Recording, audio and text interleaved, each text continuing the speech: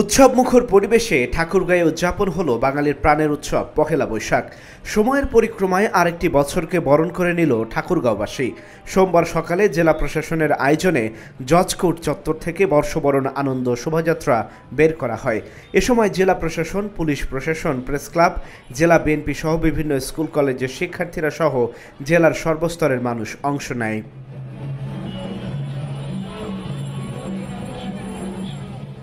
আনন্দ শোভাযাত্রা, বর্ষবরণ এবং 3 দিনের লোকজ মেলা আয়োজনের মধ্য দিয়ে লক্ষ্মীপুরে উদযাপন করা হয়েছে বাংলা নববর্ষ। আনন্দ শোভাযাত্রা শেষে কালেক্টরেট ভবন প্রাঙ্গণে বর্ষবরণ ও 3 দিনের লোকজ মেলার উদ্বোধন করা হয়। অনুষ্ঠানে প্রধান অতিথি হিসেবে ছিলেন জেলা প্রশাসক রাজীব কুমার সরকার, পুলিশ সুপার মোহাম্মদ আক্তার হোসেন সহ অন্যান্যরা। যশোরে নববর্ষ উপলক্ষে উপজেলা প্রশাসনের আয়োজনে সারসা পাইলট মাধ্যমিক বিদ্যালয় মাঠ থেকে বের হয় আনন্দ শোভাযাত্রা। শোভাযাত্রায় সাবেক সংসদ সদস্য মফিকুল হাসান তৃপ্তি, উপজেলা নির্বাহী কর্মকর্তা ডাক্তার কাজী নাজিব হাসান, উপজেলা বিএনপির প্রধান উপদেষ্টা খায়রুজ্জামান মধু সহ অন্যরা উপস্থিত ছিলেন। জয়পুরহাটে জেলা প্রশাসনের উদ্যোগে নববর্ষ উপলক্ষে শহরের রামদেও বাজলা সরকারি উচ্চ বিদ্যালয় থেকে আনন্দ শোভাযাত্রা বের করা হয়। শোভাযাত্রায় জেলা প্রশাসন, বিএনপি সহ অঙ্গ সংগঠন, বিভিন্ন সামাজিক ও সাংস্কৃতিক সংগঠন অংশগ্রহণ করে।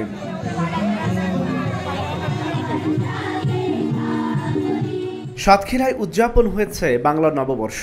সাতক্ষীরায় ভেষজ উদ্যানে ভিড় জমাতে শুরু করে নানা বয়সী মানুষ। পরে আনন্দ শোভাযাত্রা শহীদ আব্দুর রাজ্জাক পার্কে গিয়ে শেষ হয়। সেখানে বৈশাখী মেলার উদ্বোধন করেন সাতক্ষীরার জেলা প্রশাসক মোহাম্মদ মোস্তাক আহমেদ।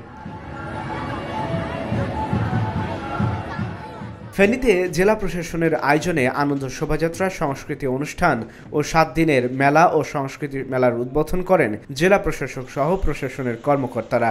এছাড়া ফেনী জেলা বিএনপির আয়োজনে আনন্দ শোভাযাত্রা শেষে ফেনী প্রেস ক্লাব ভবনের প্রাঙ্গণে পান্তা ইলিশের আয়োজন করা হয়।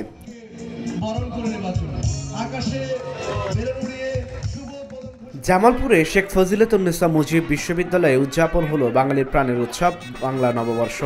আনন্দ শোভাযাত্রা শুরু হয়ে প্রধান সড়ক প্রদক্ষিণ শেষে ফৌজদারি এলাকায় স্থায়ী ক্যাম্পাসে গিয়ে শেষ হয়। উপাচার্য প্রফেসর ডক্টর আব্দুর রহমান সরকারের সভাপতিত্বে বক্তব্য দেন আইন বিভাগের বিভাগীয় প্রধান ও dean GM Ikramul Kabir, board of ট্রাস্টের চেয়ারম্যান অধ্যাপক মোহাম্মদ শহীদুর রহমান খান সহ অন্যান্যরা।